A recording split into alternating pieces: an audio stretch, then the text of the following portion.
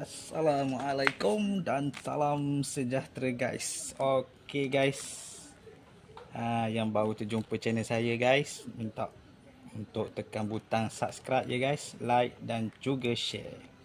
Okey, saya ada satu barang ini, kabel tie jenis macam ni . Okey, kabel tie ni memang sesuai lah untuk kerja-kerja otomotif.